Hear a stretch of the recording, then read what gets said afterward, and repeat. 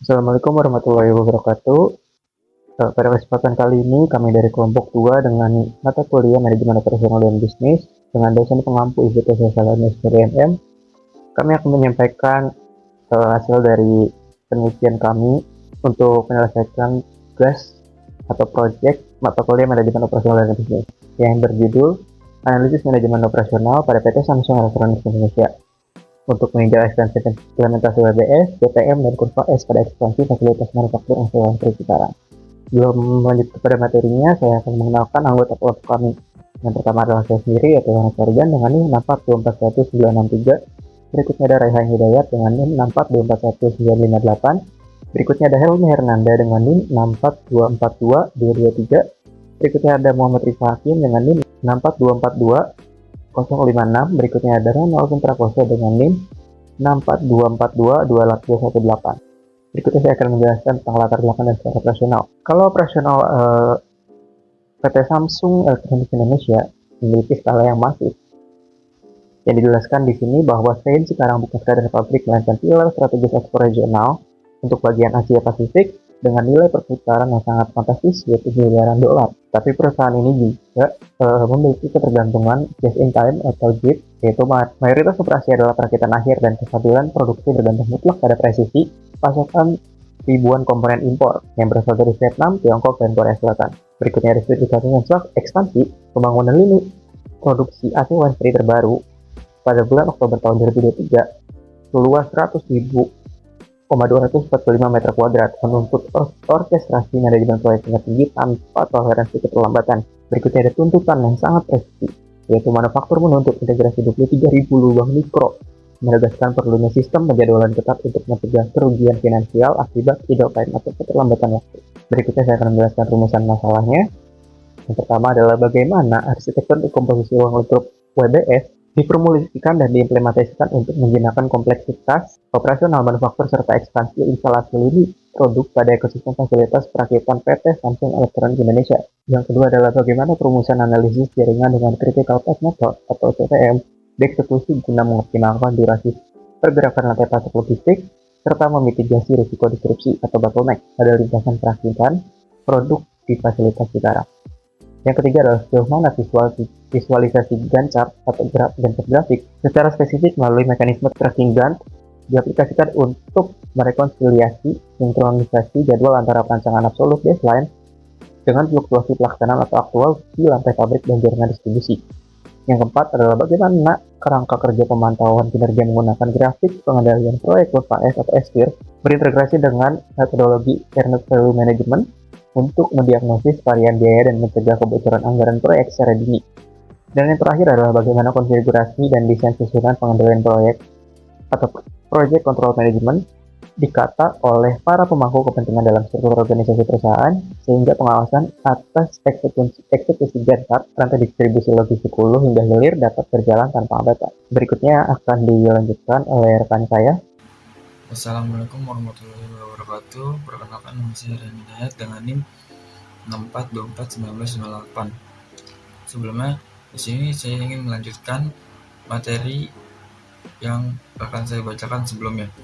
Lanjutan ada tujuan penelitian, itu yang pertama ada menguraikan, menyimulasikan, dan memetakan struktur hierarki proyek melalui permodelan WBS yang komprehensif dan konteks operasi manufaktur skala besar dan ekspansi fasilitas lini pendingin ruang Samsung di Indonesia.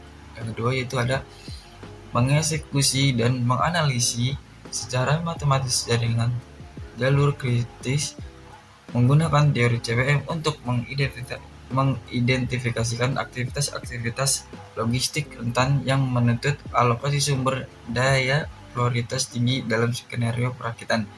Yang ketiga ada mendemonstrasikan efektivitas dan mekanisme operasional dari metode pemetaan jadwal Gantt chart dan kapabilitas trackingnya dalam merespon volatilitas materi elektronik serta distribusi komoditas hilir.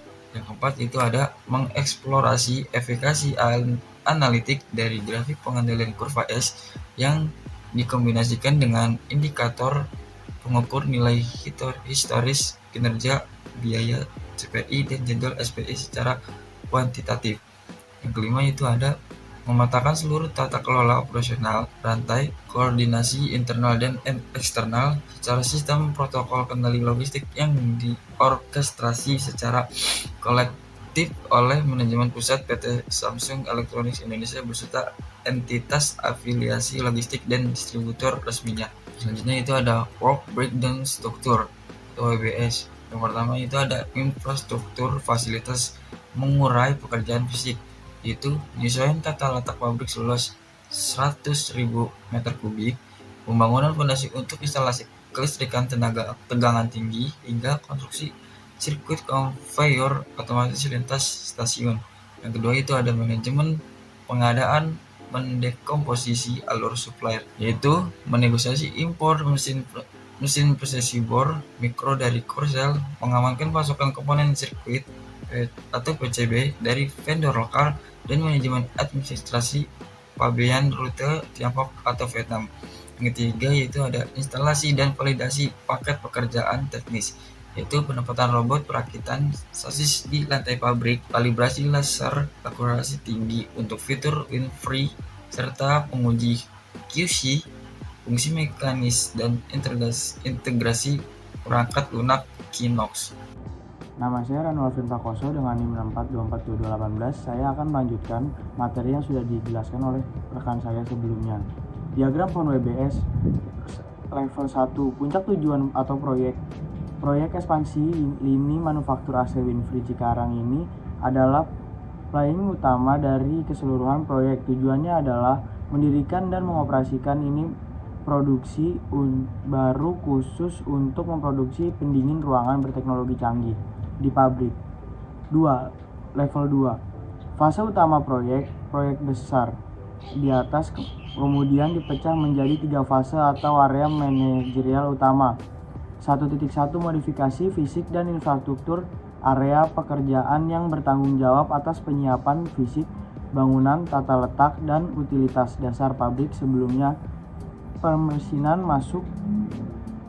1.2 Sistem manajemen pengadaan rekrutmen area yang mengurus proses pembelian, perizinan, negosiasi, pasokan material, hingga mendatangkan komponen dari dalam dan luar negeri.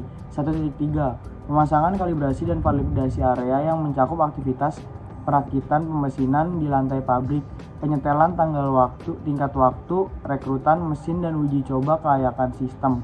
Level 3 Paket pekerjaan eksekusi teknis. Ini adalah menjalankan tugas teknis paling detail dari masing-masing. Identifikasi jalur kritis CPM. Hasil hitungan forward, pass, dan backward menunjukkan jaringan rute domestik K1, K2, K5, K6, K7, K8, K9, K10 memakan durasi 20 hari, memiliki total floating 1 hari. Jaringan rute impor K1, K3, K4, K5, K6, K7, K8, K9, dan K10 memakan durasi 31 hari. Total float 0. Rute impor terbukti secara komputasional bertindak sebagai jalur kritis atau critical path. Nama saya Muhammad Rif Hakim dengan NIM 64242056.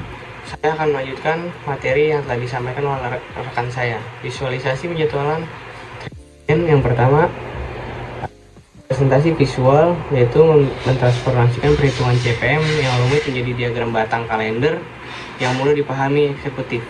Yang kedua, ada mekanisme pelacakan atau tracking, membandingkan baseline bar atau rencana awal dengan aktual bar atau kemajuan fisik di lapangan. Yang ketiga, ada deteksi dini deviasi jika bayangan progres aktual tertinggi dari tanggal pelaporan. State manajemen dapat mendeteksinya secara seketika. Yang keempat, ada tindakan korektif atau crashing, memungkinkan manajer merespon keterlambatan dengan cepat, contohnya memindahkan alur laut yang lambat ke jalur udara untuk mengejar ketertinggalan jadwal. Selanjutnya ada pengendalian proyek kurva S atau EVM. Tabel di atas mempresentasikan struktur perhitungan garis pemantauan kurva S. Minggu 1, M1 proyek dimulai dengan mulus, target rencana PV 25% terpenuhi sepenuhnya oleh realisasi lapangan EV dengan 25%, deviasi adalah 0. Minggu kedua kurva mulai menyimpang, ekspedisi kargo tertahan di pabean sehingga EV yang mampu dibukukan kumulatif baru 35%. Tertinggal dari garis PV yang seharusnya berada di 45%, terjadi deviasi minus 10%. Minggu ketiga, efek dominan lintasan kritis terjadi keterlambatan komponen impor menahan K6 agar tidak bisa beroperasi maksimal, akibatnya kurva deviasi semakin lebar menyentuh jurang minus 25%. Di sini kurva S atau F-curve adalah grafik yang mensinergikan progres fisik dengan serapan anggaran secara kumulatif seiring waktu. Bentuk S ideal menunjukkan laju proyek yang lambat di awal, akselerasi di tengah, dan menandai di akhir fase. Yang kedua yaitu ada earned value atau EVM, kerangka kur kinerja yang membandingkan nilai rencana atau PV dengan nilai hasil nyata di lapangan. Berfungsi membongkar ilusi jadwal untuk melihat efisiensi biaya sebenarnya. ASI. Yang ketiga ada indikator deviasi selisih antara EV dan PV menghasilkan varian jadwal SV jika SV bernilai negatif seperti deviasi minus 25%. Pada studi kasus akibat tertahannya kargo impor, ini adalah sinyal peringatan dini menggagalkan biaya. Akan dibacakan oleh rekan saya. Berikutnya saya akan menjelaskan materi yang sebelumnya teman saya jelaskan. Di sini ada kesimpulan manajerial.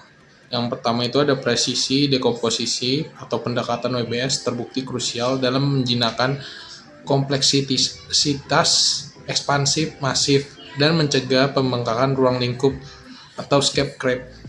Yang kedua itu ada kerentanan impor atau burdening atau algoritma CPM serta empiris validasi bahwa ketergantungan pada rute logistik impor adalah titik paling rapuh dengan kelonggaran waktu atau float absolute nol. Yang ketiga adalah sinergi pemantauan atau kombinasi tracking gain untuk visualisasi waktu harian dan FM kurva S untuk diagnosa kebocoran anggaran. Memberikan radar preskriptif yang kuat bagi mengambil keputusan. Yang keempat itu adalah orkestrasi terpadu. Itu adalah keberhasilan eksekusi tidak berdiri sendiri, melainkan bertumpu pada kolaborasi piramida antara PMO pabrik, entitas logistik Samsung SDS, dan mitra distributor lokal. Oke, berikutnya ada rekomendasi strategis. Yang pertama itu ada integrasi AI pada penjadwalan atau saran mengadopsi modul machine learning pada sistem pelacakan untuk mensimulasikan variabel eksternal atau cuaca atau beban guna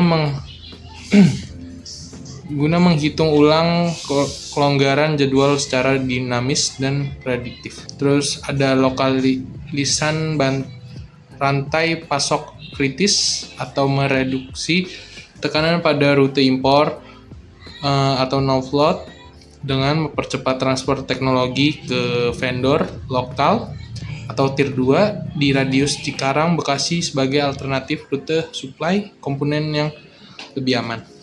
Terus ada pengalaman keuangan proaktif atau memasukkan metrik peramalan atau EAC atau ETC dan dashboard kurva S harian untuk mengubah gaya evaluasi dan reaktif melihat masa lalu SV menjadi tindakan proaktif mengamalkan sisa anggaran proyek. Oke, terima kasih. Segitu dari presentasi dari kelompok kami. Kurang lebihnya mohon maaf. Wassalamualaikum warahmatullahi wabarakatuh.